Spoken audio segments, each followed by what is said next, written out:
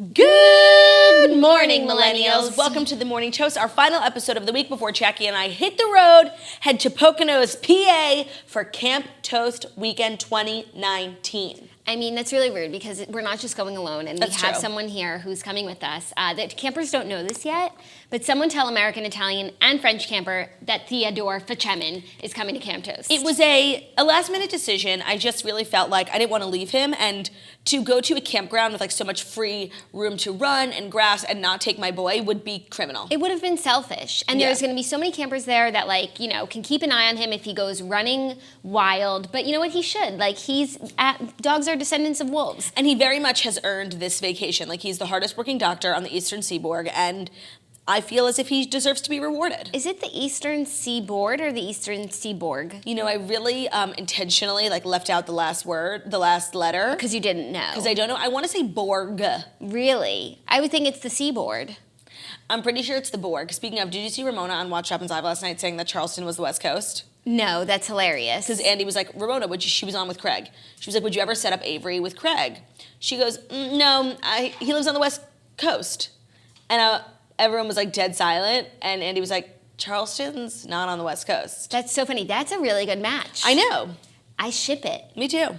My ship is coming in. Okay, well, my yacht may have sold, but my ship is coming in. We'll recap Rahoney and Southern Charm. Yes. Then we also have Lela Orr from Project Runway on the show today. It's a very Bravo day. That's pretty cool and all, but she's also a toaster, which is even cooler. Yeah, no, totally. I have so many questions for her. Like, what's it like to be a toaster and go on a show, like, knowing when you're done, like, you'll probably come on the toast? Like, epic. Do you think about how we're going to talk about you?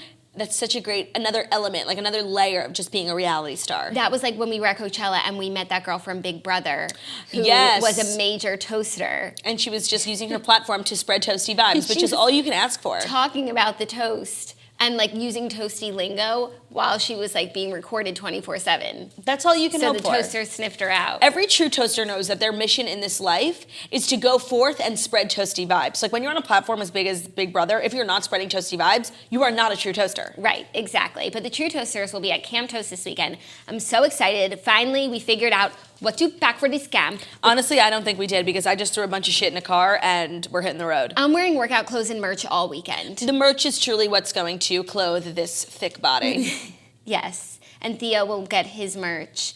And yeah, it's not even about like what you look like. It's about how you feel. It's so true. Like, I don't even know if I'm going to be going into this with makeup. Like, I'll see how I feel, but like, I'm just here to really dive deep into the toasty vibes and I'm really looking forward to it. Me too. But we can't get head to camp without delivering the Fast Five stories that you need to know before you wake up and take a bite out of your morning toast. I can't believe it's already like Camp Toast weekend again.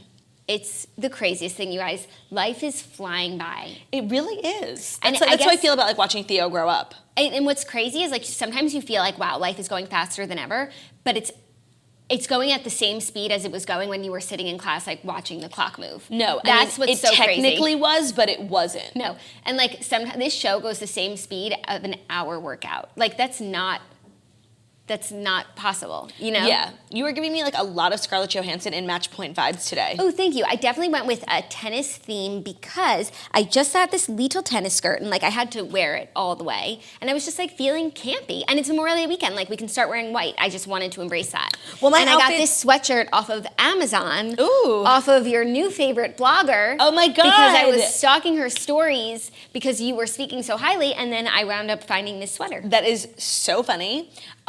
Wait, also one more thing I wanted to say. Oh, my outfit yesterday and today are really inspired by the car that we got for our trip. We got a I want to say it's a Lexus. I'm calling it the mom car, but I think it's a Lexus G. Whatever. Thanks, Riley Lexus, for the hookup.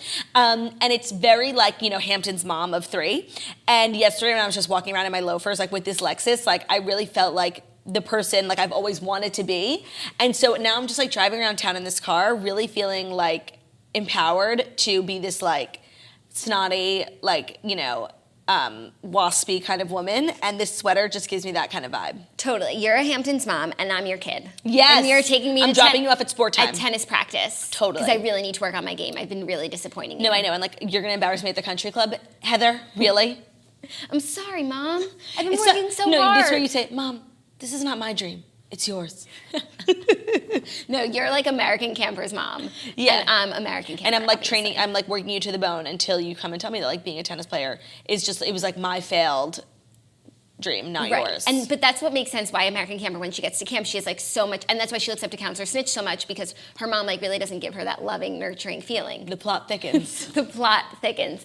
Like the American Camper's backstory, like she puts on a brave face, but she's been through a lot. You know who else has been through a lot? Ramona. Oh my God. I found that this episode to be astonishing and quite educational. Yes, and it was the most interesting television I've watched in a while, and I genuinely like wanted more of it. Like you would think, do we want to watch like the kitschy cabaret, funny, drunk, Money can buy you class. them flirting with guys, or like no, Ramona in a restaurant where she held her mother's funeral lunch, talking about her childhood with Bethany. Like I felt like it was just so important. We'll get to it. Right, we'll get to it. Okay. Without further ado, here are the stories that you need to know. And, you know, we're always honest about how much you need to know them. Today's like a medium level. Okay, well, that's good because we have a lot of other stuff to do. Okay, but first up, apparently, Kendall Jenner and Ben Simmons have broken up. Oh, I heard about that. Apparently the relationship has, quote, run its course. Apparently, they were actually together. Kendall Jenner and NBA star Ben Simmons have split, Jackie, according can you to break sources. up with someone if you were never really together? I don't know. Me neither. I do not know. Sources said that at the same time a new Australia Vogue cover story dropped, quoting supermodel Kendall, saying of potentially marrying Simmons, quote, maybe, definitely not now, but maybe one day. Simmons was partying solo in Atlantic City, New Jersey with pals. Simmons was spotted with friends at Curo at the Hard Rock Hotel and Casino celebrating a friend's birthday. We hear that the group later turned up its scores and that there was buzz among Ben's entourage that he and Jenner called it quits last week. Another source familiar with the couple said that they have broken up. There's no love lost here for me because anytime Kendall Jenner's in one of her Kris Jenner orchestrated relationships, I just know that like the contract ended, you know? Yeah. The term is up. Yeah. Like Kendall Jenner's boyfriends in the past have served a variety of purpose. I think this one was just like to keep her relevant because like all of her sisters are like moving forward and like doing so many things, and like I genuinely forget that Kendall exists. So like Kris was like, girl, you gotta get it together, get a boyfriend.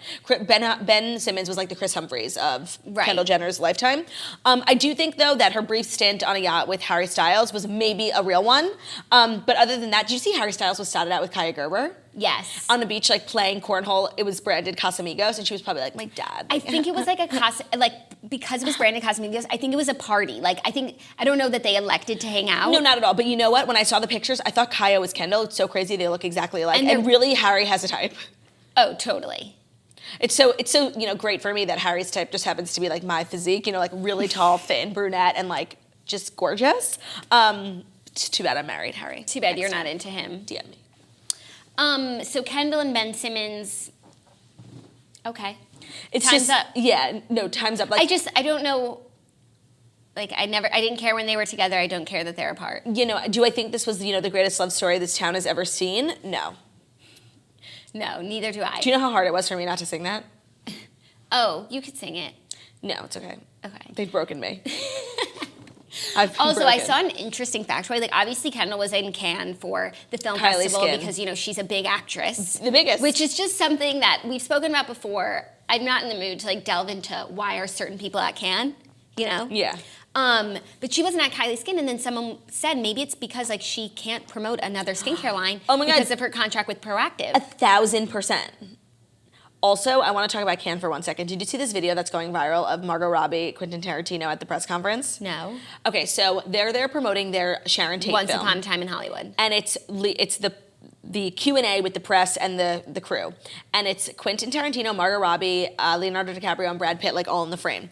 And a reporter asks, like, Quentin, like, you have this world-renowned actress, like, maybe the best actress of our time right now. She was so amazing with Leo and Wolf of Wall Street. She, like, lists her accolades.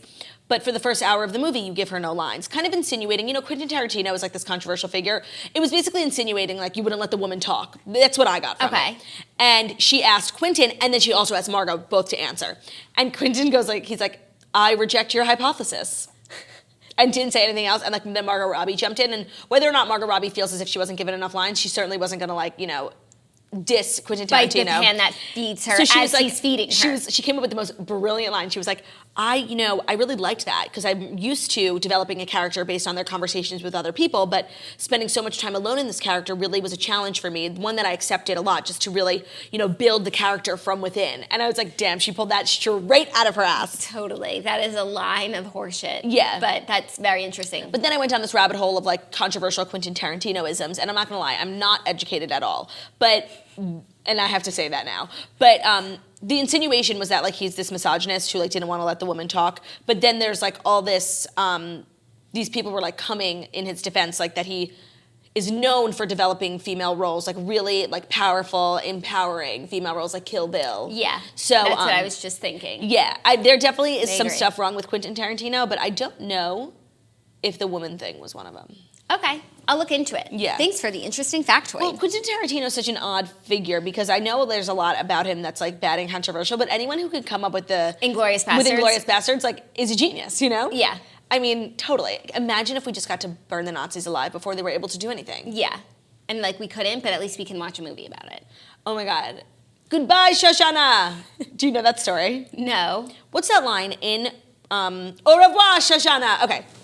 In the very beginning of Inglourious Bastards, Shoshana, who ends up being the woman who owns the theater, she escaped the Nazis, and the Nazi like sees her running out of the house, and he can't get to her, so he just yells. He's like, "Au revoir, Shoshana!" Christoph Waltz, like in the most Nazi voice ever. How did he know her name? Because they knew all the Jews. They were coming to find like the Jews. They literally had a list of all the Jews, and they were coming to kill. And he killed her whole family, and she got away, and she's running away. And Christoph Waltz is like, "Goodbye, no, au revoir, Shoshana!" And me and Ben, like 2 years ago, were at like this function with one of our friends who had a new boyfriend, and they're no longer together, and I'm not gonna slander the name, but she was with this new boyfriend, and we were saying bye to them on the street. They were going one way, we were going the other. So me and Ben start walking away, and we're like, bye, and the girl's new boyfriend, he goes, au revoir, Shoshana! And me and Ben look at each other, and we're like, isn't that like what the Nazi said? And I'm like, that was just like a weird way to say goodbye to someone you just met. Do you agree? Yeah. So that's what I think of when I think of Inglourious Bastards. Oh, got it. Funny. Great movie. Thanks. Long story. Yeah, no, of course. Sorry. From Kendall Jenner to the World War II. It always ends up back at World War II. Are you ready for the next story? A little Yes. Bravo news because Lisa Vanderpump has apologized for her transphobic joke aimed at Erika Girardi. It was my, quote, this is her statement, "It was not my intention to belittle the trans community with my poor choice of words directed towards Erika," Vanderpump told Page Six in a statement on Wednesday. "I have nothing but respect and love for trans people around the world, as I have been a staunch supporter, provided employment, offered emotional support, and championed LGBTQ issues. With recent news of trans women losing their lives for their authentic truth in a world of discrimination and hate, I never want to diminish the very real pain and struggle that trans people go through every day." Yeah, I mean, we didn't think she was Transphobic. but it's indicative of this attitude that she has, like thinking she's just above the law. Yeah. And that, like, she is just so mean to people that, like, most people, when you say something, like, you think about how that might come off. Right. Especially her, she's been on TV for so long. Like, she really has not made a mistake like this ever. But it was like her blind hatred of these women allowed her to say something that she couldn't even consider might be offensive because she couldn't see anything other than her own point. Yeah. Being an ally of the LGBTQ community does not give you a pass to say whatever you want. For sure, but I think, her actions, like, what's the phrase? Actions speak louder than words. Actions speak louder than words. Like, her words were, not great, but her actions have been wonderful, and I think that's what's most important here. And you know what? I'm the first to stomp on LVP's grave, but this is not where I want to hang my hat up because it's unfair. No, I agree. I totally agree. It's like but I do love like everyone coming for her. It's like when Billie Lee was calling Katie transphobic because of a poster, and it's Right. like, no. Stretch. Reach city. She's carried out on a stretcher. Reach city. Reach city, bitch. Exactly. Remember that song? That was like the most poppin' song. Tyga. Oh my God, yeah. That was my first intro to Tyga. Rock city, bitch. Rock city, bitch. And then he was also on that song with Neon Hitch, Gold, that's like, there's Yes. no light in this room. Keep going. Oh, I'm feeling the beat in my shoulder. You shine like gold. Oh.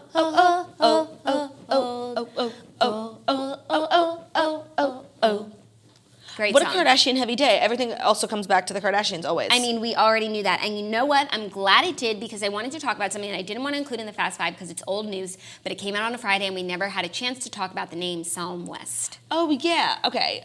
Is that how you pronounce it? I'm like... Psalm. P-S-A-L-M is never a word we had to use growing up because it's not a part of our religion. It's just a word I've definitely seen written places but never really spoke, and I don't understand how to pronounce it. There's no P, but is the L silent? Psalm. No, it's like balm. That is such a hard word. I think. Please correct me if I'm wrong. Psalm. Because I'm uneducated. You know what? It's beautifully written. Like when I saw Psalm West like written on her Instagram, I was like, damn, that's beautiful. But now I'm out here saying Psalm West, and it doesn't just, roll off the tongue. No, it doesn't. But I think if you grew up saying it all the time, you wouldn't think it was a hard word to say, and then maybe it does roll off the tongue. And what do you nickname Psalm? Like, you would think maybe P, but they have a P. They have a P. Salmi.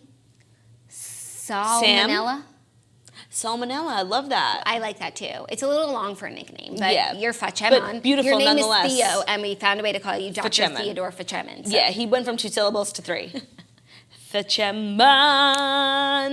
Facemon. Oh, he's just so fucking precious. I'm here for it. It's pretty. It's very in theme with what they're going through right now, really having this spiritual awakening. So I love that they went with something religious. You can never go wrong with a biblical name. That's not the really biblical name I was thinking, but still. No, I love it. You can't go wrong with a biblical name. I personally, I wonder if they even thought of free. I just want to, I wanted to get their take on it. That would be like a Jewish person naming it like Pasuk.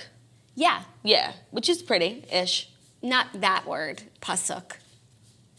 Oh my God, we need the Theo cam right now. He's being so fucking cute, just like laying at our feet. It's just crazy when you're working and an angel shows up. Yeah, and it's so hard to be present when you're literally in the presence of magic. Of a psalm. And it's probably frustrating for the podcast listeners, but honestly, I encourage you to watch today's live stream because there's so much goddamn cuteness just oozing out of the show. Go over to the 17-minute mark of the video because there's a precious gem of a man Between on the floor. my sweater, Jackie's outfit, and Theo's presence, I mean, the cuteness just can't be tamed. No, it can't. Much like Miley Cyrus, it can't be tamed. It can't be tamed, and it shan't be tamed. I shan't be tamed. I shan't be tamed. I won't be tamed. Okay, next story, someone that we haven't spoken about in a while, but I'm concerned. Hayden Panettiere's boyfriend, Bryan Hickerson, has been charged with felony domestic violence. Ooh. Hayden Panettiere's boyfriend could face jail time following his arrest earlier this month. The LA County District Attorney's Office has charged Bryan Hickerson with 1 count of felony domestic violence, TMZ reported. If convicted, he faces up to 4 years in prison. LAPD arrested Hickerson following an incident at his home with Panettiere. The former Nashville star and Hickerson were drinking in Hollywood before allegedly getting into a physical altercation at home. It is unclear who called the cops, but after police interviewed the couple, they took Hickerson into custody on felony domestic violence charges for allegedly starting the fight. Police reportedly noticed redness and marks on Panettiere's body as well. I have a very special place in my heart for Hayden Panettiere. Me too. It might be the Bring It On 2 of it all, or I don't know. There's just something about her spunky vibe, her petite vibe that I've always been really drawn to. Yeah. And I also feel like she's one of those, she's like a Bethany. I'm constantly reading bad news about her. She just can't catch a break. I know she went through really hard postpartum depression after her first kid. Mm-hmm. And she's just had a lot of relationship troubles. And then Nashville got canceled.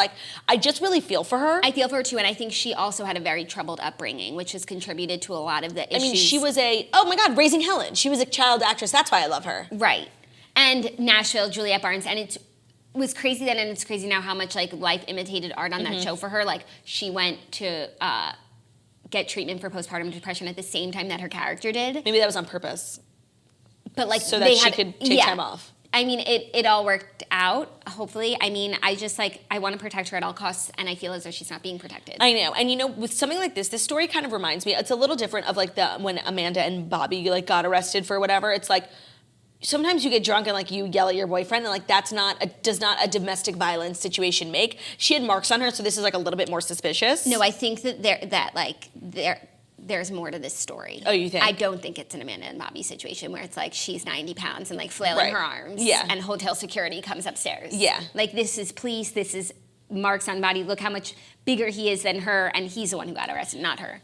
She also reminds me a little bit of Hillary Duff in the sense that they look similar and they're always dating people that I've never heard of. Yeah. and it's like not going well. Right, and like their stars are so high, like they should be dating someone of equal caliber success. Yeah, well, for a while, Hayden Panettiere was dating that guy, like that really big guy. Do you remember him? No. Maybe it's, I don't want to get the name wrong. Hayden Panettiere is like the hardest last name to spell. Boyfriend. I think her ex-boyfriend's last name was even crazier.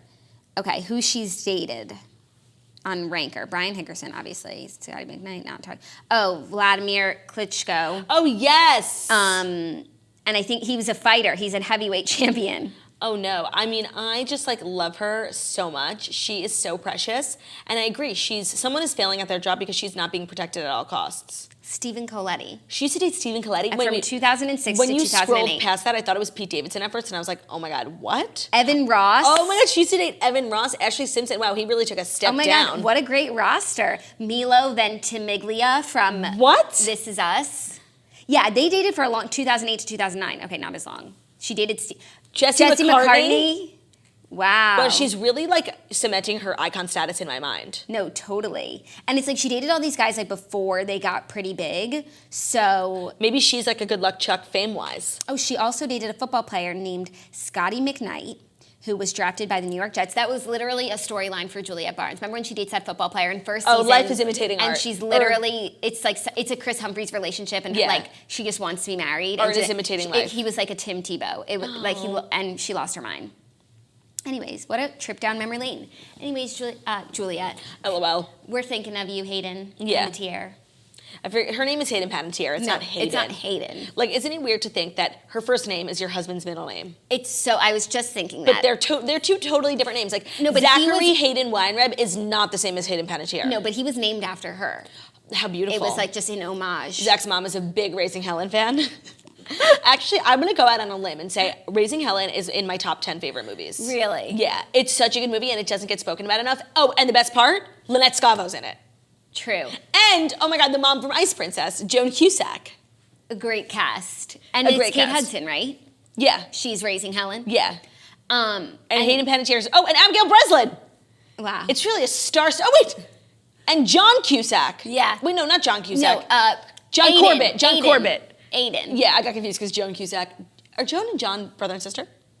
Perhaps. Probably. We'll have to look into it. John Corbett is the pastor, and he's the Lutheran pastor. He's like, yeah, we're just going to need to do blood tests to make sure, all the kids are actually Lutheran. Oh, man, it's such a good movie. She really learns, how to be a mom. Toast movie of the week, perhaps? Yes, that's definitely Toast movie of the week material. But what did we just say? Oh, no, I had a thought that the movie with Haley Steinfeld, Sophie Turner, and Dove Cameron should be, it's called Barely Lethal. Oh, God. And it should be a Toast movie of the week. Okay, we will figure it out. It's a winner. Yeah. We'll get back to that. Okay, next story, little biz fashion news. I know we love fashion. I mean, look at me. I'm literally the height of all things fashion. We're the pinnacle of fashion. What is the fashion news? I probably already know about it just because I'm so fashionable. I'm so the definition of haute couture that it's scaring me. I might not know this information. Prada. I mean, my fucking sweater was $60 fucking dollars, and my jeans were $80. My sweater was $16. Wow. Yeah. My shoes, all dough. Oh, actually, I'm sorry. My sweater was $0. Free? Yeah, I'll tell you why later. Okay. Actually, here, I'll show you. I mean, I don't know how you've gone this long without hearing the fashion news. Oh my God, I'm still wearing the tag. I gotta get this off. Good luck. Is it not killing you to know the fashion news? I mean, I probably already know it, so no. Okay. Prada has banned fur as fashion bows again to ethical concerns. Oh, of course I already knew this. And as a fashionista, to my bones, but also a true animal rights activist, I couldn't be more thrilled. One of the fashion industry's most iconic designers is turning her back on fur. Miuccia Prada, the creative director and controlling shareholder of Milan-based Prada Spa, said in a statement her company, also the maker of Miu Miu apparel and church's shoes, would no longer feature the material starting September with her next runway show. The brand joins the ranks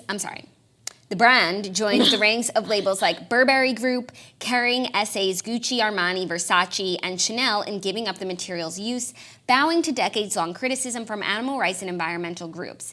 As consumers become increasingly concerned about the social and environmental impacts of fashion, banning fur has become a way for brands to show they're serious about curbing the industry's most harmful excess. I mean, I just think this is so great. I'm so thrilled. Kudos to Prada. You're a little late, but you know, it's better late than never. And I'm thrilled. No, I think that they're coming in at a good time. I didn't realize that Chanel and Gucci Me neither. didn't use fur. So I guess that's the good news. It's like I didn't even notice, so I don't think it should make much of a difference. Yeah. Also, technically, like faux fur prices should be a little easier on the wallet. Yeah. So I'm just here for this all around because I don't have skin in this game. No pun Literally. intended. I think for certain things like Canada Goose, and they're like for if you're like in the cold tundras of the world, sometimes you need fur, but we are not. So no, you don't need fur from a fucking Canada Goose. Like, it's literally the trim. That little fur is decorative. It doesn't even keep you warm. No, it's what's stuff inside the jacket is okay, goose great. feathers. I have a fucking like cheap ass feather comforter from Target. Like, you can figure it out. If you want to keep warm, put bricks inside. Okay. That's not gonna work. No, I mean this story directly affects me. I have so many like $1,000 Prada pieces in my closet that I've just been deciding not to wear in protest against the inhumanity of wearing fur. But now that Prada has decided, I can finally take out all my haute couture items and just wear them all around camp, looking camp. Yeah, that's exciting for you. I know you were like so torn up about it with all the Prada in your closet. You know, I mean, I would dare to say I'm Prada's like number 1 customer. You know. And it's been really hard for me. So now this news has affected me in such a positive way that all my haute couture items are just ready to go. And of course, Dr. Theodore the Chairman is just over the moon about it. You know, him and his fur friends finally get to live in peace. Yeah, like finally from the Prada poachers. From Prada to Nada. Finally some fucking, oh, you know what From Prada to Nada is? A movie. Okay, ready? You're gonna die from this story. It's a movie with Alexa Vega. And Camila Bell. It's about like 2 girls who go from Prada to Nada, from rich to poor. And it was on once, like when I was watching TV in high school, like before bed, on Cinemax. And I put it on, and I'm like, this looks different. And it was a porno called From Prada to Nada, I guess, because like she took her Prada shirt off. And it was brilliant, but it got me. I was like, I don't remember this part. Haute couture porn? It was haute couture. It was very elevated porn. Haute couture. That's like the poor Anna Wintour watches. Yeah. It might have been like From Nada to Nada. Like I might have just like skipped it. I mean, I might have just like glazed over and assumed. Or it was From Prada to Nada. I don't remember. Interesting. But I was just like excited to see Alexa Vega on my screen. And Yancey. And Camila Bell in like her last role ever. How did she pay her bills? I don't know, man. I'm gonna ask. Fifth and final story in news that's affecting New Yorkers and Olivia Oshry everywhere. Wait, let me guess what this is about. If it's about Olivia, something about an office. No. Okay. Give it one more guess. You could get it. Starbucks? Yes. Okay. Starbucks accused of exposing New York City customers to toxic pesticide. Oof. 2 lawsuits filed against Starbucks claim that several New York City stores exposed customers to a poisonous and potential deadly pesticide toxin and then fired a store manager who complained about them. In one class action suit filed on Tuesday in state court in Manhattan, 10 Starbucks customers claimed they were, quote, exposed to a toxic chemical dichlorvos, or DDVP, after making purchases in multiple city stores over the last 3 years. DDVP is an ingredient that is emitted into the air by a pesticide called Hotshot No Pest strips, which are produced by Spectrum Brand Holdings. The lawsuit states that Starbucks uses the strips in its Manhattan stores to keep cockroaches and other pests away. The strips, which can be purchased in many home and garden stores as well as online, kill insects but are also harmful to human beings, according to the lawsuit. Spectrum Brand Holdings did not immediately return NBC News' request for comment. I mean, I would rather have like a little toxicity in my coffee than have my coffee be made next to cockroaches. Okay, but like the toxicity is deadly. So would you rather be dead or have your coffee made next to cockroaches? Dead. Or just go somewhere else for your coffee because this isn't even the worst thing about Starbucks. Yeah, no, totally. I mean, I was just in Israel, and Israel doesn't have any Starbucks. They have the Starbucks of Israel, which is Aroma, and it's so much fucking better. Like, I literally have never in my life woken up in the morning and been like, I need a coffee. I don't drink coffee. I have no cravings for Starbucks and their Devil's Brew. But when I was in Israel, every morning I was like, take me to my nearest Aroma, the most delicious, crunchy iced coffee of all time. So just knowing that this fucking tiny little third world country can do better than Starbucks makes me realize, Starbucks, your shit don't stink. No, sorry, your shit stinks. It's the Devil's Brew. And this day and age, especially in New York, New Yorkers, there's no reason for you to be going to Starbucks. We have premium artisanal coffee shops on every single corner. Also, get a Keurig. Yeah, Jackie's all about her Keurig. I don't drink coffee. And you know what I was thinking about the other day? That story that made you laugh? Like a year ago, someone came over to my house to do my hair. It's my favorite story. And the more I tell it, the less funny it gets. No, I know. But I just think it's like so pertinent. A year ago. Please, grace us. By the way, it was now 3 years ago because you just moved into your old apartment and you were being a homemaker in your old apartment. And I was just like, my fridge was like full of like water, and someone came over, and I'm like, do you want anything? Like water, like something to drink? I tell the story the way you originally told it. Okay, you say, because I don't remember. You just moved into your new apartment, and it was a very swanky place, and you were really taking pride in being a homemaker. And you want it to be the house that has everything. You need a charger? She's got it. You want a soda? She's got it. Water, Snapple, tea, I wanted my home to be the place where everyone wanted to be, and they didn't need to leave. It just had everything. So she had some people come over. You were doing a shoot, I think, for some like Snapchat TV show. Yes. And you went into homemaker mode. Can I offer you something? A water, a tea, me, etc. And the person was like, yeah, can I have a coffee? It's just like a weird thing to order in someone's house. Like, what do you think? I have like a pot on? It was just so odd, and I was like so floored because I was ready to be this Susie like homemaker, and he asked for the one thing I didn't have, and I'm like, I don't have a coffee machine. Like, I literally was thinking, like, how the fuck can I make coffee right now? Like, it was just like, this isn't a cafe, okay? Like, you bring your own coffee and you ask for water. But like, technically,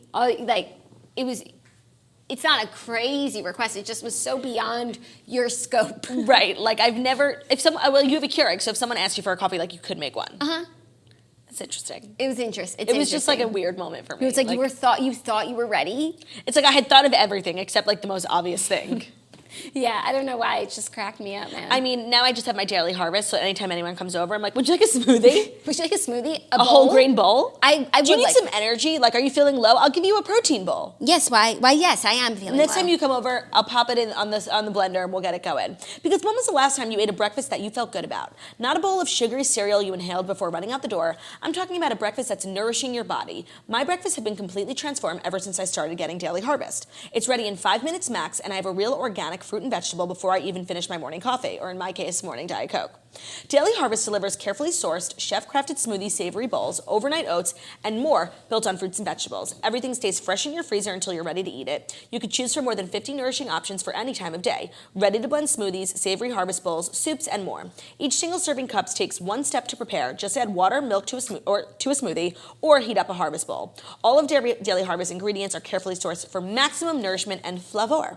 Go to daily-harvest.com and enter promo code TOAST to get 3 cups free in your first box. That's promo code TOAST at daily-harvest.com for 3 free Daily Harvest cups. Again, that's daily-harvest.com. Use code TOAST. Always. I truly love Daily Harvest. I love their bowls. And you know who loves their bowls? Mames. I thought you were going to say me. I'm like, you just said that. No. Does Mames he? loves them. He really does. So, it's perfect for him, a man on the go. Yeah, and then I can pretend like I made it. I'm like, sweetie, you forgot your breakfast. You're so Mrs. Doubtfire. I am. Okay, are you ready to talk Rahoney? Yeah, it was such a great episode. I mean, oh, sorry, Theo, I got him all excited. Oh, God. It was like the longest weekend ever in upstate, and I really was starting... It was one night. I know. I was really starting to see what the ladies are feeling when it comes to LuAnn. It's like everything is about her. Even a night out that she planned when they don't want to go to this cabaret show, it ends up being Money Can't Buy You class, all about cabaret, all about the Countess. And like, it's annoying. And I'm a LuAnn stan. I'm a Lu stan. Yeah, it's annoying. She really has found a way to make everything about herself. When she was saying, I haven't been back to Durham since the Berkshires, you can make that argument about everything. I haven't been on this block. I haven't been to this restaurant since I went to rehab. I haven't been, like... No. And she wasn't hearing anything the ladies were saying when they were arguing with her on her couch, and that's what's so frustrating. She's like a Lisa Vanderpump type. Yeah. Like, people around you are making a lot of sense, and you just can't be bothered. Towards the end, she got to a better place. Bethany was being so funny in her interviews. Yeah. I was thinking, like, a prime Bethany episode all around. Yeah. Outfits, storyline, interviews, relationships. That white outfit she showed up to upstate in, like the white fur coat, was so glam. Yeah, I could have done without the hat, but I'm not a hat girl. Me neither. I'm not Mrs. Hat, unless I'm being the Italian camper. Unless you're at Marquee with the... with the Lost Kings. I was about to say the Night King. I was like, I couldn't even remember their name. Ben got them confused. When I told him we were going to Marquee to see the Lost Kings, he thought we were going to see We the Kings, and he was like, Check Yes Juliet is my favorite song. Oh my God, stop. And he was like literally playing it, getting ready, and like I didn't have the heart to tell him. And so then he was like, why didn't they play it? I'm like, I don't know. Check Yes Juliet. Such a good song. Check Yes Juliet Bart. Are you with me?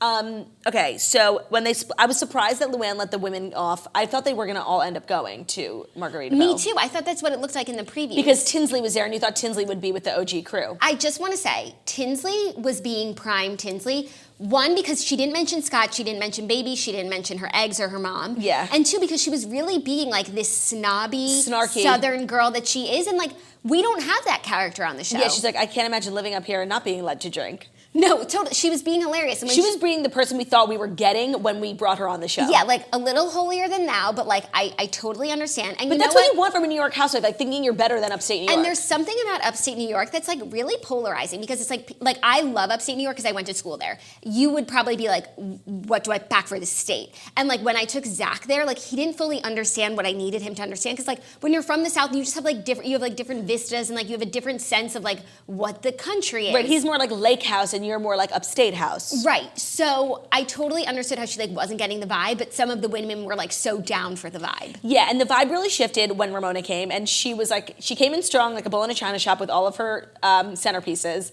and I wasn't expecting to really like love her as much as I did this episode. It was a really special moment, and I got exactly what Bethany's saying. Like, I knew that Ramona grew up in an abused house, but I only knew that because she's always using it as a line of defense, like as an excuse for really poor behavior. She's always mentioning it at the worst time. Right, so it's like to like crawl out of a hole. You forget that what she's saying is horrible, and you don't feel bad for her. But then she's like, in this moment, she's like, this is the table, and like it's such a small town, it totally was the table. Like, and she's like right across the street, and I totally like was feeling her, and I love that Bethany was feeling the moment too, and like really got, you know, respected her and listened to her and shared. And I never realized they are two women who have single daughters and they're single moms and they grew up with abusive homes. Like it was this like connectivity kind of moment. It really was. And like I really wanted to take LuAnn out when she sat down and said, are you gonna have a breakdown to Ramona? Because like Ramona was like sharing like she did. Oh my God, that was so mean. It was so mean. And that's the thing about Ramona. It's like she's on the one hand like a bull Vaughn. But then on the other hand, like if someone had said that to me, I wouldn't have I would have been mad, it would have ruined my night. But she was able, like because that's something that she would say to someone like in a,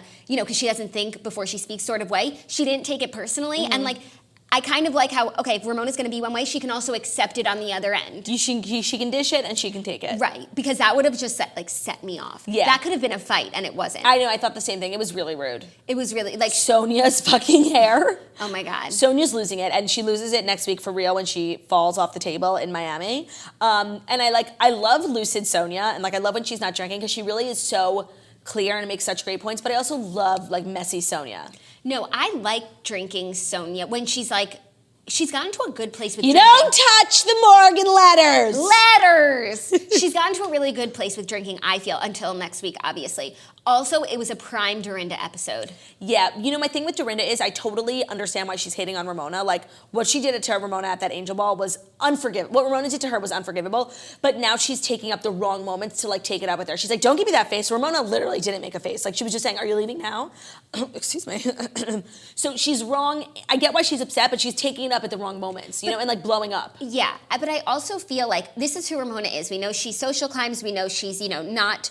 the most tactful all the time, but like she's 62 years old. Like, stop trying to change her. That's you know, true. Accept her if you're her friend. Accept her as she is, unless she's making like a horrible comment, like, you know, did someone ask your kid at school about your sex tape? Or like, how smart could Dennis have been? He was on drugs. Right. Like those statements are unforgivable. But as a person, like we know who she is. Also, I mean, it was sad that Dorinda had to sit at the event alone. But from what I understand about this event, it's like a very cool, very exclusive party, and it's cool that Dorinda got to go.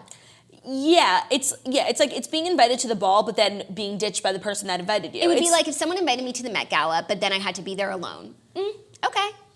Rough, but like I'd rather be there at all. Yeah. You know? And like Dorinda's New York society, she can make friends. Yeah, I was surprised that Dorinda didn't know anyone else. I'm sure she did. Like, I'm sure it's a bit of an exaggeration. Yeah. I can't believe that guy with the hair that Barbara like made out with literally had the hair that she had on Halloween. Oh, yeah. Oh, he was like kind of cute. I was feeling it for Barbara, but like not my vibe. But I don't think We're it's gonna build together. I just don't think it's gonna work out. No, I don't know if this is like the one for her. No, and I don't know if like the show is the place. Oh, I don't think so either. Yeah. she's not working out for me because she actually came in really strong and I enjoyed her, but she's now too loyal to LuAnn, and it's not fun anymore because she just talks in circles and tells LuAnn everything she wants to hear, which is what she thinks she needs to do, but it's boring. We have some breaking news coming in that LuAnn is back in jail. Okay, let me check my Twitter. Just Google LuAnn, because that would be crazy. And I don't want to say it if it's not true. So everyone just stay tuned. And you can listen to a message from our sponsors. Judge orders reality TV star LuAnn De Lesseps into custody. What? Click. Hold on. It's from Fox 23. Okay, so it's local news, but it is reputable. Quote, the judge said Lou isn't taking her probation seriously after a positive alcohol test and failure to attend meetings. Ooh, a judge on Thursday morning ordered LuAnn De Lesseps into custody for alleged probation violations. The judge said De Lesseps isn't taking her probation seriously after a positive alcohol test and failure to attend meetings. The TV star pleaded guilty to lesser charges last year after Palm Beach arrested her on charges of disorderly intoxication, resisting arrest, and battery on a law enforcement officer at the Colony Hotel on Christmas Eve. Holy shit. Hold on, I want to retweet this. Thank God they did the reunion already. Did they? Oh yeah, my God, yesterday. Yeah. Wow. So imagine if she had missed drinking? 2 reunions. Maybe. Maybe the reunion led her to drink. Hold on, I need to post this on our Instagram. Give me a second. Oh, wow. Okay. You keep talking. We're still live. I will keep talking. It's breaking news. It's 11/11, Make-A-Wish. I wish for a wonderful weekend with toasters and that everyone has the most amazing time and that we all just get to connect on a super deep level. Also, this is a waste of a wish, but I wish for nice-ish weather, even though you can't predict it and, it is what it is and it rained all the time last time and we had the best time. I also wish, for world peace and justice for the boys and justice for the girls and everyone out there who is currently being harmed. This one's for the girls. What a song that is. Also, 11/11, I wish for LuAnn. I hope she can find her way back to a peaceful center. Okay. We'll see. Okay, sorry, I just wanted to post that on our Instagram. Breaking news. Any other Rahoney stuff you want to talk about? No, I think I covered each character. But the girls going to Miami is getting me really excited for this new show on ABC that you spoke about last week, Grand Hotel. Mm-hmm. We got a sneak peek of the pilot, and it is so good. It is so good, you guys. And I just found out that Eva Longoria is one of the executive producers on it. So having Eva Longoria back on ABC behind the scenes is exactly what I need. This is my Desperate Housewife yearning. I think is coming back to life. And we need a sexy summer drama, and now we have one. ABC's sexy summer drama Grand Hotel is your new guilty pleasure. A 5-star hotel with 5-star secrets set along the gorgeous backdrop of Miami Beach. Eva Longoria executive produces this bold and provocative family drama drenched in romance and mystery. A young woman's disappearance during a hurricane unravels a slew of scandals and lies. It's like Clue for television. Has an all-star cast including Academy Award nominee Demaine Bashir and Rosalind Sanchez. Grand Hotel, check it out Monday, June 17th on ABC, so you have some time, but we got to check out the pilot, and it's the toastiest drama on television, and it's definitely a sexy summer series. It's a sexy summer series, and you can't ask for anything more than that. No, you actually can't ask for anything more than Eva Longoria being back on ABC. No, you can't. It's after just rewatching Desperate Housewives, it's exactly what my summer needed just to get a little bit more sexier. Agreed. I could go for a little more sexy this summer. Hey. Okay, we need to talk about Southern Charm and Catherine's house. And I just can't believe that this LuAnn stuff is happening right now. What about her shows? No, I know. Live Nation is gonna not I'm be happy. sure they have a clause, whatever. Yeah. Okay, Catherine's house. Okay, I just want to say the outside is so toasty. I want to say one thing about Southern Charm. I have been waiting as a Catherine stan for years, not only for justice for Catherine, which has come, but they're justice against Whitney and what he did to Catherine, whereas for seasons he berated her, he ruined her in Thomas's eyes, his mother's eyes, etc. And then Craig finally said what was true, which is that I think Whitney's just mad because that one night because she didn't choose him. And everyone looked at Craig like he was crazy, and in my heart and soul I knew that it was true, but it was just skimmed over because Whitney's a producer on the show, so it was made to seem like a conspiracy theory. But finally we have confirmation that that is the case. Yeah. No, and what he did to her, not letting her tell anyone, and then telling at the most inopportune moments, and she's still trying to doesn't know what to say or what to do. Okay, now you're on my good side, but old me wants to say, fuck you. No, I'm not really he's not on my good side yet. Him and his mom are not chill in my book, and I get that because they're executive producers of the show and they're these staple figures in Charleston's social life. We're supposed to just glaze over the fact that they're horrible people, and I'm not. No, I'm not. There were a few times I truly chuckled when Shep was mother approved. Yeah, no, the way, like, and nobody addresses, like, the weird elephant in the room, like, that Whitney lives with his mom, and, like, where's he always coming and going on an airplane? Like, he's so odd. It's so odd, but the show is so good, and it's, like, it's good even before they are adding this Eliza character, and she's in the cast And shoot. I got to know a little bit more about her, and she's definitely interesting. She's definitely interesting, so she, like, fell from society, and I guess now her family will allow her to be on a reality show, which, like, you know, probably Truly a fall from grace. Truly a fall from grace, which is interesting. But I don't know. Her trying to compare, like, she's been through stuff just like Catherine has. There's a difference between, like, going through something as a product of someone else's, you know, missteps, as opposed to, like, doing it on your own, like, going through it on your own, you know? Yeah. It's not the same. Like, and your name's still on a bridge and a sidewalk and a bus and a building. Like, you've never had to worry about, like, putting a roof over your kid's head or fighting for custody for your kids. It's, like, so not the same. Like, you're not invited to a party, but, like, no one took away your money. Like, no, and, like, your civil liberties, like, to see your kids. Right. You're like, totally fine. It's just so not the same. And by the way, you don't look like the kind of girl who wants to be a debutante. No, not at all. Not to judge a book by its cover. No, but totally. But those extensions don't scream debutante. When she was saying, like, the downfalls of, like, being kicked out of society, we're not being able to be a debutante, I was like, okay, this girl has never experienced real hardship in her life. Right. I know. She's definitely now, like, you know, experiencing, like, I'm sure it's hard. And Camryn posted on Instagram, like, saying, please don't, like, be so mean to Eliza. I've known her forever. But then it was also weird because, so she's clearly, like, a lot younger than everyone else. And the age ranges on this show are just interesting to begin with. Like, Thomas was 50 and Catherine was 21. And Patricia's 97. But it's, like, weird that Camryn is now on a show with someone who, like, her husband used to babysit. Like, it's almost too, like... It's almost too big. Yeah. Yeah, I agree. She's giving me, like, Raquel vibes, where it's, like, it is too late for new people here. No, I agree. And the group is established enough and they have their own drama that we didn't need another character. I think it's weird that they brought someone on, especially someone that is, like, coming for Catherine, and it's annoying. Yeah. I think it's an unnecessary addition, and I'm really not here for it. But she does make it to a full cast member because she's in the cast photos. He's got money. So I'm gonna give her the benefit of the doubt because Camryn has asked me to, and I'm loving Camryn, and I didn't even realize her doc is beautiful. How much I missed her last season. She barely filmed because she was pregnant. Her home is beautiful, and we've seen that doc before, but I never realized that it was her house. Yeah, no, it's stunning. Like, she is living the life of Riley, and I love how she goes to Chelsea's and is like, this makes me feel like a grandma. She's living the life of Riley because she has, like, this huge, like, life outside the show, and nobody pressures her to, like, get her husband and, like, film in her house. Like, there's so many parts of her life that are hidden from the show, and, like, nobody pressures her. Like, in Vanderpump Rules, like, you bleed out or you die. Right, but it's like she is interesting enough on her own, and good for her. And, like, I think that's why it's not a huge deal to me that Lala won't film with Randall. Yeah. Like, if you keep being interesting, that is a privilege that you get to keep. I have to say, I do think that Chelsea might be my favorite person on reality television ever. I know. I think she's so beautiful. She's an incredible girl. She's so cool. Like, she just is cool. Do you know what I mean? Mm-hmm. Like, she's the girl, like, you know, like, there are girls who are like, I can't hang out with girls, and, like, I'd like to drink beer, and they do it in, like, an annoying way. Like, she's, like, actually that girl, and it's not annoying. No, she's, like, their role model, and they're not achieving Chelsea status. No, and she's beautiful, and she's just so cool, and I love her. I love her. I love all the women on the show, and I love the friendship that they have, and, like, it really all came about, like, through the show. Like, Naomi and Danny and Catherine and Cam, and, like, they're all getting along, and it's, like, they are so secure and, like, wonderful as women, and not only are the men not, but they make the men look even worse. And I'm loving Madison, Austin's girlfriend, like, giving the boys a taste of their own medicine. Shep is so wrong. He's starting to piss me off. I love him, but he's so wrong, and there must be more to the story. But, and like, why do they keep showing that same 2 seconds from the clip? Like, give us something more. No, give us more. I mean, that whole thing is so crazy, and, like, what Madison did is not nearly as bad as what Austin did.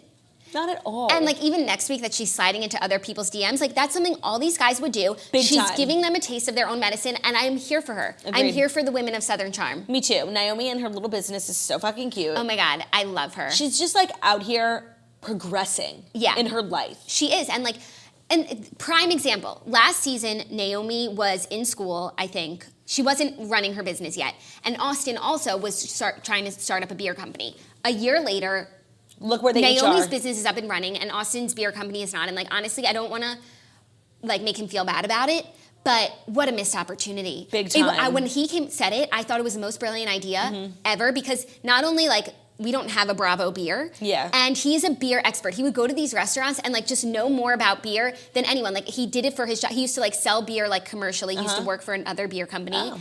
And he's so knowledgeable in beer. Like, if I were to drink a beer, I want to drink what he says is best. It's so funny how, like, the storyline of the show has now evolved into, like, everyone working on their Bravo created business. You know what I mean? Yeah, but, like, some people are doing it better than others. I think Shep Gear makes, like, a ton of money. Yeah, Shep, like, everything he touches turns to gold because he's people just, like, a love cool him. guy. He's very lovable, and he has that going for him. Craig getting an assistant, great for him. He needs it. It's not an assistant, it's like a mom. Yeah, it's like a life coach, like a live-in life, a babysitter. Yeah, a babysitter. He has a babysitter. And I hope that this season Austin, like, works on the beer so that by the end it launches, because if this season comes and goes without him telling us where we could buy his beer, it'll be annoying. I'll be really upset for him because it's... Austin, Jackie will be the face of your beer because she's, like, really fucking passionate about it. I've never had a whole beer in my life, but if Austin's beer comes to fruition, I will drink an entire one on this show.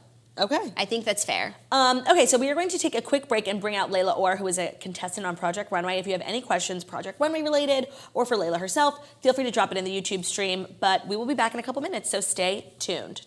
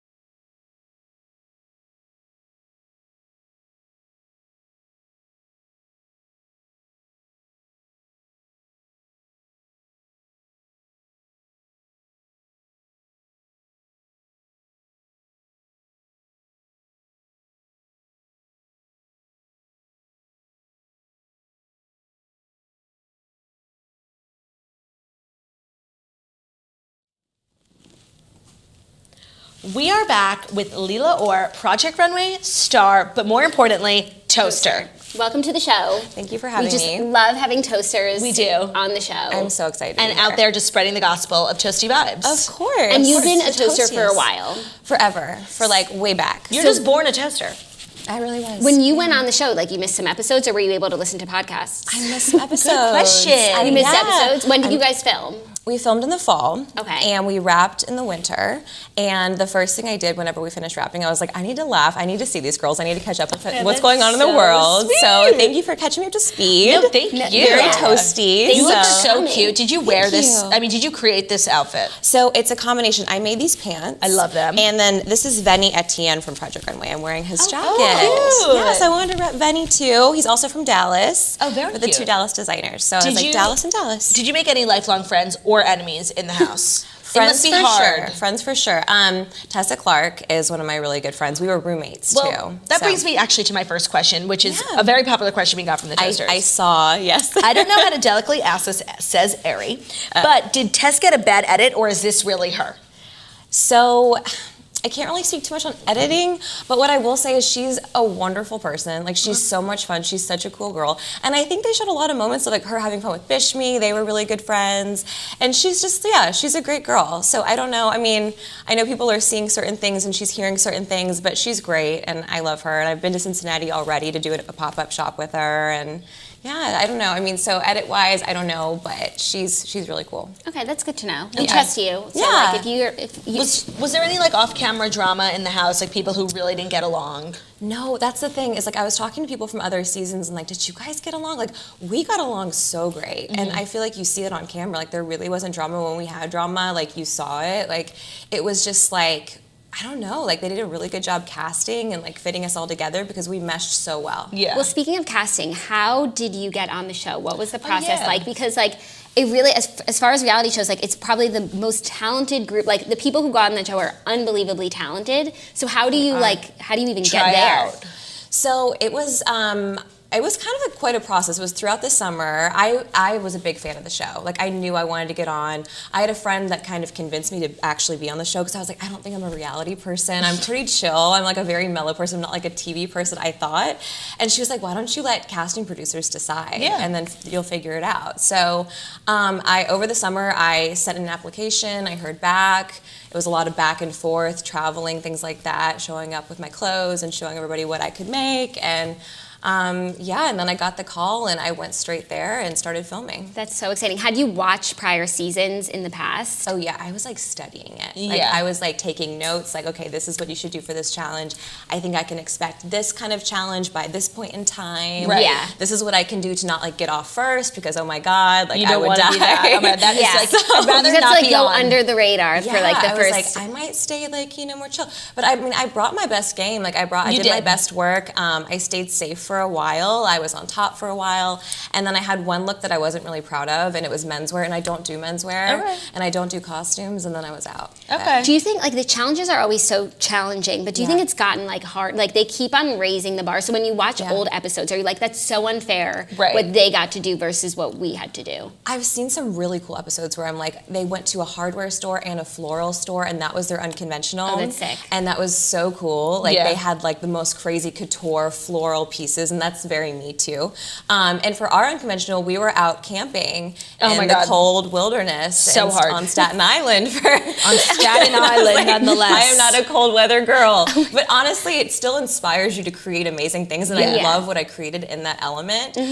So I mean, as being a fan, I loved old like challenges and stuff, but our season I feel like we really brought it. We had some crazy challenges. Yeah. Yeah. So I mean, I feel like pretty proud about This that. was a question we got from Momo and Kat. They would love to know more about your zero waste philosophy and how you implement that, like in your clothing and your business. Yeah, so zero waste basically means that I don't throw anything out. I pattern with zero waste in mind. So whenever I pattern them like puzzle pieces and nothing is thrown out. Everything is kind of cut to use. And whatever is left over is re-implemented back into the collection. So that's in the form of like accessories. And did you do that on Project Runway too? I tried to do it as much as I could. I was minimal waste on Project Runway, so like, and you can kind of see it, like I'll have like a tiny scrap pile, and then everything that was left over I would gather up and then recycle. So I had the cleanest area always. That's I was always so like funny. organizing and cleaning it, but it does take longer. So I was like trying to explain that, you know, it does take longer. It's a longer process, but it's so worth it in the end. And I feel like it pushes you to be more creative in that kind of sphere. Yeah, it Totally. does. Well, we were just talking about how Prada has decided to not use fur fur anymore. I know. So Isn't like that great? That's amazing. That's a big win. Cruelty free, because we love animals. Look we at do. Theo. Like, you wanna come for him? I'll twirl for you, okay? I know.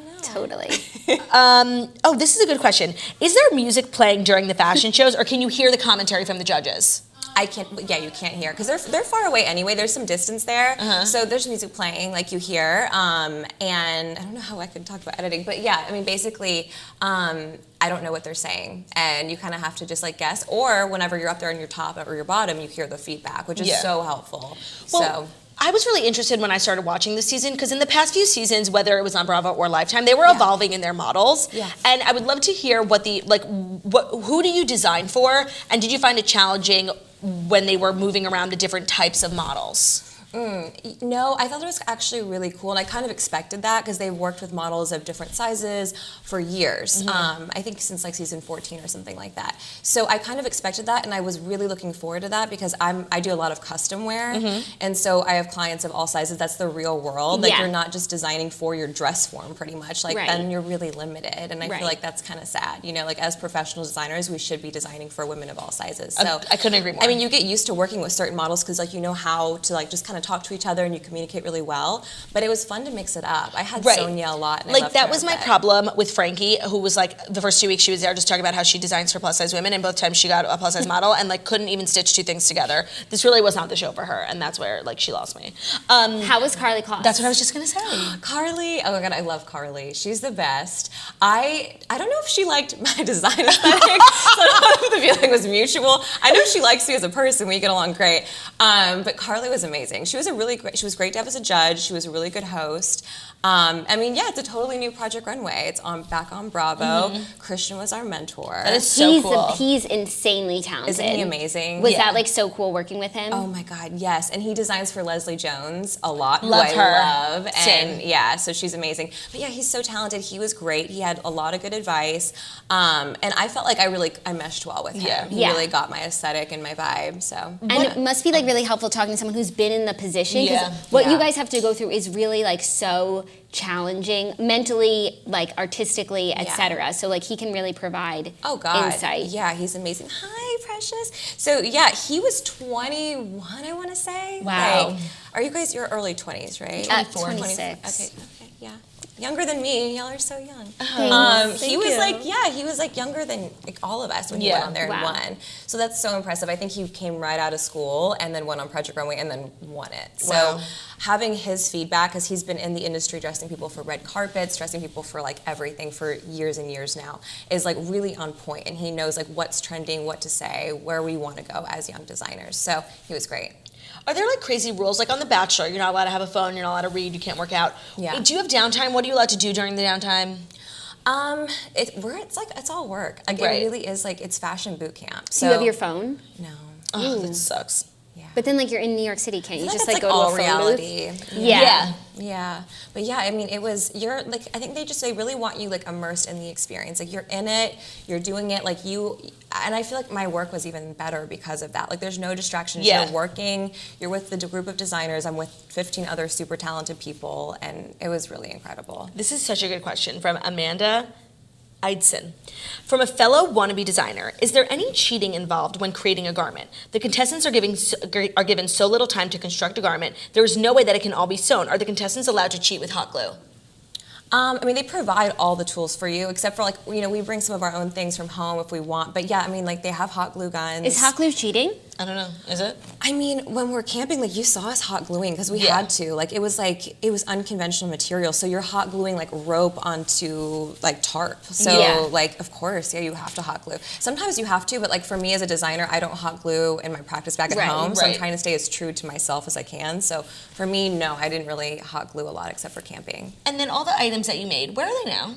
So I have no idea. You don't have them. Question. That No, is a good I don't question. have them. That is so interesting. They should make a Project Runway These are museum. really good questions. No, I just thought I of feel like that. you guys want to know the logistics behind it. Oh, Yeah, that's we're what we do about obsessed. everything. And Yes. I think you're only the second person from Project Which is Runway so to come on the show. So we're getting. Who was the the Cha-Cha? Cha-Cha? Oh, Cha-Cha. I remember Cha-Cha, yeah. I love Have you met Cha-Cha. him? No, I have to meet him. Oh he's my God. a celebrity. He got He's served like a big such star. injustice on that show. Like Episode 1, and his Episode dress 1. was so cute, and It at was least it so showed cute. like a style. vision style. Oh yeah, I can see like Janelle Monáe or Miley Cyrus or Yes, some he was very performer wearing Moschino. that. Like, Yeah. that was really upsetting. That was It upsetting. was upsetting. What did you guys think about Kavanaugh getting eliminated week 1? I was not upset about it. I mean, I do think out of the bottom two, like, hers was less bad because Frankie, like, she had an unfinished garment. Like, she literally couldn't make, like, her job was, whether ugly or beautiful, to make a garment. And she didn't do that. Like, baseline, yes, Kavanaugh's looked like from Forever 21 clearance rack, but it still was a garment that was sewn together. Mm-hmm. So they both stunk and they both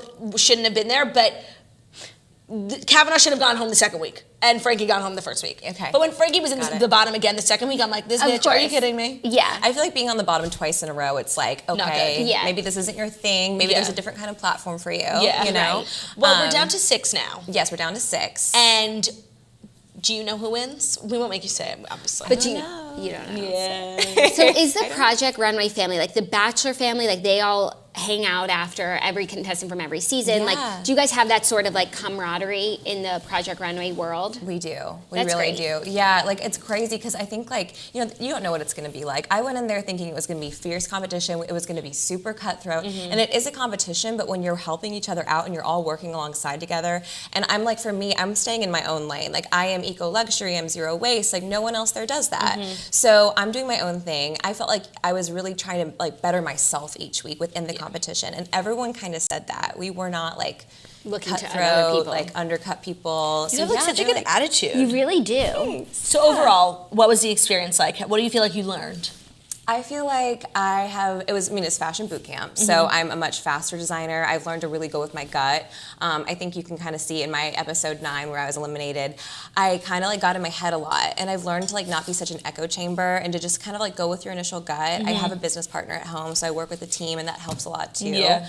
But yeah, just like really go for it, trust yourself and your intuition, and stay zero waste. Just Well, congrats on making it 9 weeks, because that's fucking hard. thank Yeah. you. And That's thanks for awesome. being a toaster, because you make us look cool. I love being a toaster. Everyone Thank follow you. you on Instagram. Keep up with all your designs. Where can people follow you? You can follow me on my personal Instagram. It's Lela Christiana, or you can follow Farrah Official. We have our website, farrah.co, and Farrah Official on Instagram. Very Awesome. cool. Well, I want to have something made for myself, like maybe a jumpsuit. Yeah, custom. Eco-luxury jumpsuit. Yeah, I'm a custom eco-luxury customer. Thank you for being here. Thank you, Thanks for Toasters, for having tuning in. If you're coming to Camp Toast this weekend, we'll see you tomorrow at 5 o'clock. We're so excited to see you. If you're not coming, be sure to keep up with #Camp Toast or follow The Morning Toast on Instagram, as we will be documenting the entire thing. Have an amazing weekend. Otherwise, this is the last episode of the week, and we will see you on Tuesday. Happy Bye. Memorial Day. Make memories.